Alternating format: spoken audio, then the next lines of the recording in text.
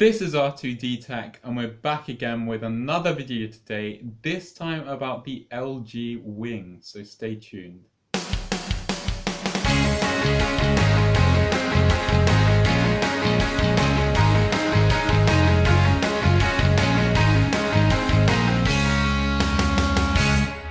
So the LG Wing is a phone that actually has two screens. The main display can actually swivel outwards, revealing the secondary, smaller display.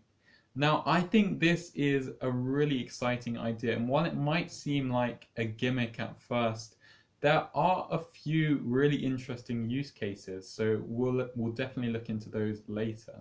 Even though it might be a bit of a gimmick, LG definitely has to be given credit for bringing us a completely new idea, given that for the past 10 years or so, phones have basically looked identical to each other.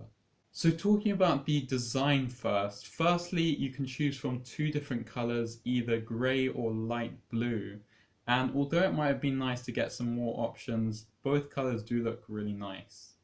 Moving on to those displays, for the main display it's going to be a 6.8 inch 1080p OLED panel, and the display underneath is going to be a 3.9 inch OLED panel.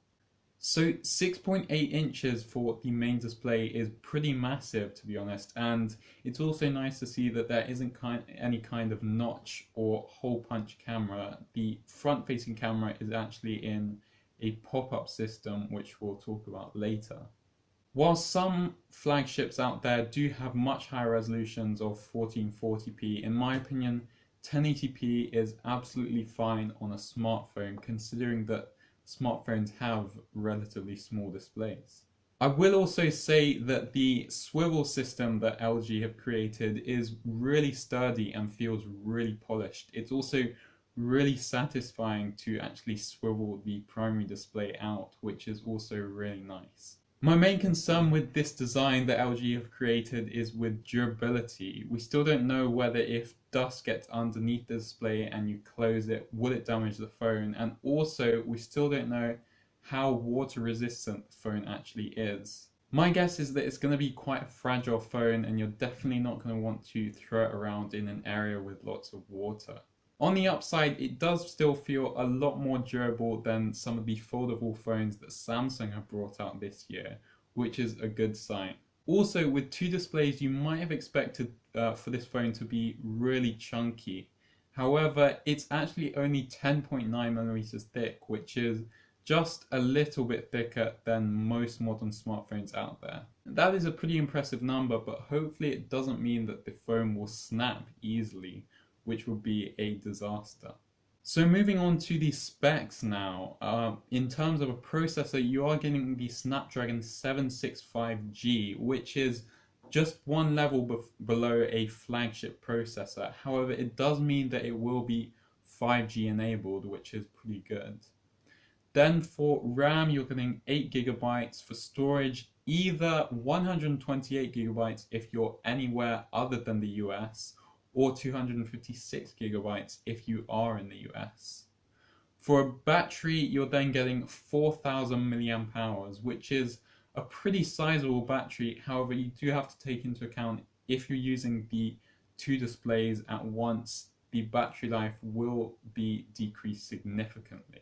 Overall, these are probably flagship specs apart from the processor, which is a bit of a letdown, but it will definitely get you through the day anyway. Hopefully it will also mean that the price won't be too high. Moving on to the cameras, firstly with the rear facing cameras, you're getting one 64MP wide lens, a 13MP ultra wide lens, and a 12MP ultra wide lens again. Then for the front facing camera, it is going to be a 32MP pop-up lens, which to be honest is not my favorite thing to have, but it does look reliable as any other pop-up lens out there, so it should be fine. So let's move on to the software now, and this is probably the most important section because although the phone has all those really cool features, without the software to back it up, they're basically nothing. So obviously the phone is going to be running Android, and with the phone closed, it is just going to work like a normal Android phone, and a good one at that. When the main display is unswiveled, however, that's when the magic happens, because the top display basically becomes like a cool dock from macOS, with cool icons for the apps and all sorts of cool stuff. The bottom display can basically be used as anything. You can use it as a normal Android phone, or you can use some of the features that LG have implemented. For example, it could be used as a keyboard when you're looking something up or taking notes. You can even use it as a mini trackpad for the top display if you want to, which I think is the coolest idea. You can also pair apps together to open at the same time, for example, Maps on the top display and Spotify on the bottom one. This setup would be perfect for actually turning the phone around so it's sideways and using it in the car, which I think is a really cool idea and probably a really useful one as well. Another cool feature out of the many more that LG have created is that you can actually use the bottom display as almost like a gimbal when you're using the camera app. If you're filming a video with the main display swiveled out, you will see that there is a toggle on the bottom display which could be used almost like a gimbal to turn the camera. Now, while the camera on the rear isn't actually turning, it's all done through software, but I think it's still a really cool idea. Now, obviously, the limitation is that these features are only as good as the developers make them. And if the LG Wing isn't that popular, then developers might not develop features for it, and you'll be limited to the features that LG have already created. However, from the features that LG have created, I think they're all pretty incredible, and I can see clear use cases for them.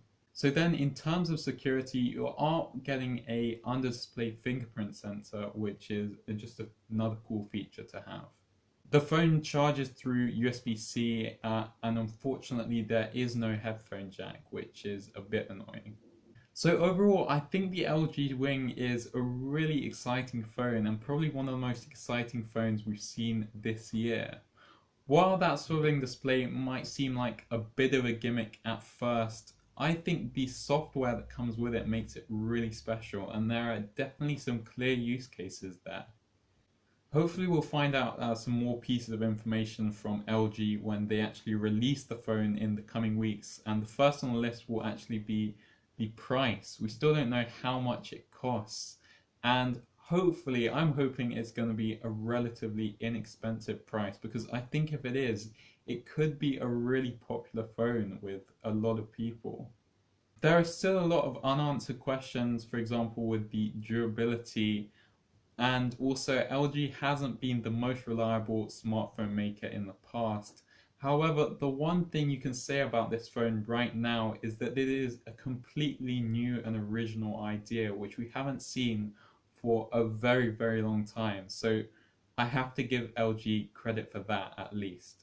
Now, while I wouldn't recommend this phone right now because there are so many unanswered questions, if the price turns out to be relatively inexpensive and the durability seems to be okay, I would say that this is going to be a really exciting phone for a lot of people.